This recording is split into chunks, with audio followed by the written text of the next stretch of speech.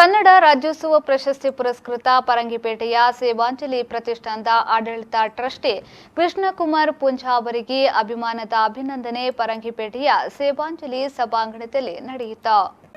ಮಾಜಿ ಸಚಿವ ಕೆ ಅಮರನಾಥ್ ಶೆಟ್ಟಿಯವರು ದೀಪ ಬೆಳಗಿಸಿ ಪೂಂಜಾ ಅವರನ್ನ ಅಭಿನಂದಿಸಿದ್ರು.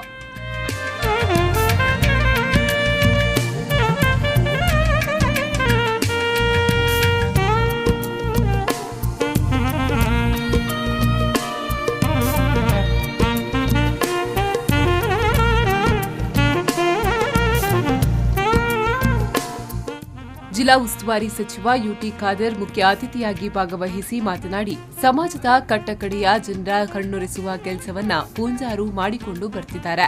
ಅವರ ಅರ್ಹತೆಗನುಗುಣವಾಗಿ ಯಾವುದೇ ಶಿಫಾರಸು ಇಲ್ಲದೆ ರಾಜ್ಯೋತ್ಸವ ಪ್ರಶಸ್ತಿ ಲಭಿಸಿದೆ ಎಂದರು.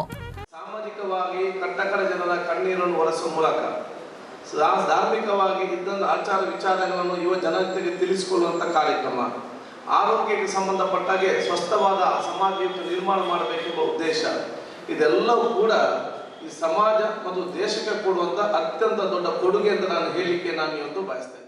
ಸಂಸದ ನಳಿನ್ ಕುಮಾರ್ ಕಟೀಲ್ ಮಾತನಾಡಿ, ಕೃಷ್ಣಕುಮಾರ್ ಪೂಂಜಾರವರು ಸೇವೆಯ ಮೂಲಕ ಮಿನುಗುವ ನಕ್ಷತ್ರವಾಗಿ ಗುರುತಿಸಿಕೊಂಡಿದ್ದಾರೆ. ಊರಿನ ಜನರ ಅಭಿಮಾನದಿಂದ ಗೌರವಿಸುತ್ತಿರುವುದು ರಾಜ್ಯೋತ್ಸವ ಪ್ರಶಸ್ತಿಗಿಂತಲೂ ಮಿಗಿಲಾದುದು ಎಂದರು.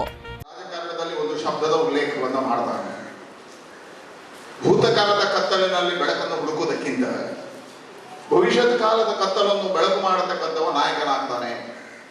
ನನಗೇನಿಸಿದೆ, ಇವತ್ತು ಕೃಷ್ಣಕುಮಾರ್ ಪೂಂಜಾರಿಗೆ ಯಾಕೆ ರಾಜ್ಯೋತ್ಸವ ಪ್ರಶಸ್ತಿ ಬಂದಿದೆ ಹೇಳಿದ್ರೆ, 10 ಜನರ ಜೀವನವನ್ನ ಕತ್ತಲಿನಿಂದ ಬೆಳಕಿನೆಡೆಗೆ ತಗೊಂಡು ಹೋಗತಕ್ಕಂಥ ಬಹಳ ಶ್ರೇಷ್ಠವಾಗಿರ್ತಕ್ಕಂಥ ಸೇವಾ ಕಾರ್ಯವನ್ನು ಮಾಡಿದ್ದಾರೆ.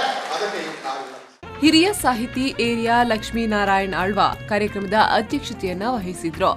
ಇನ್ನು ಸನ್ಮಾನ ಸ್ವೀಕರಿಸಿ ಮಾತನಾಡಿದ ಕೃಷ್ಣಕುಮಾರ್ ಪೂಂಜಾ ಅವರು, ಸೇವಾಂಜಲಿ ಪ್ರತಿಷ್ಠಾನದ ಎಲ್ಲಾ ಟ್ರಸ್ಟಿಗಳು, ಹಿತೈಷಿಗಳು ಹಾಗೂ ಕಾರ್ಯಕರ್ತ ಬಂಧುಗಳ ಸಹಕಾರದಿಂದ ಈ ಪ್ರಶಸ್ತಿ ಬಂದಿದೆ.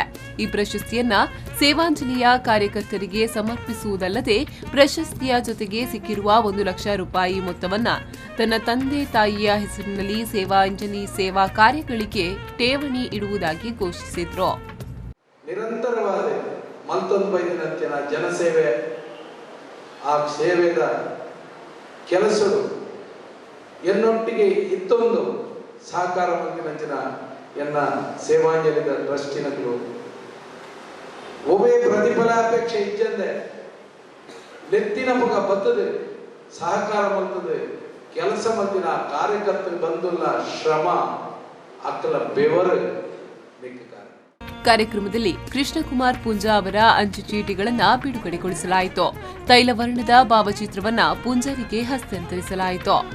ಮುಖ್ಯ ಅತಿಥಿಗಳಾಗಿ ಉದ್ಯಮಿ ಸೇಸಪ್ಪ ಕೋಟ್ಯಾನ್, ಎಂಸಿಸಿ ಬ್ಯಾಂಕ್ ಅಧ್ಯಕ್ಷ ಅನಿಲ್ ಲೋಬೋ, ಪುದು ಗ್ರಾಮ ಪಂಚಾಯತ್ ಅಧ್ಯಕ್ಷ ರಮ್ಲಾನ್ ಮಾರಿಪಳ್ಳ, ಸೇವಾಂಜಲಿ ಪ್ರತಿಷ್ಠಾನದ ಅಧ್ಯಕ್ಷ ವಜ್ರನಾಭ ಶೆಟ್ಟಿ, ಕೃಷಿಕ ನೋಬಲ್ ಡಿಸೋಜಾ, ಪೂಂಜಾ ಅವರ ಧರ್ಮಪತ್ನಿ ಶಾಲಿನಿ ಕೆ ಪೂಂಜಾ ಉಪಸ್ಥಿತರಿದ್ದರು. Sandeep Salian, V4 News 24/7 Bantwal.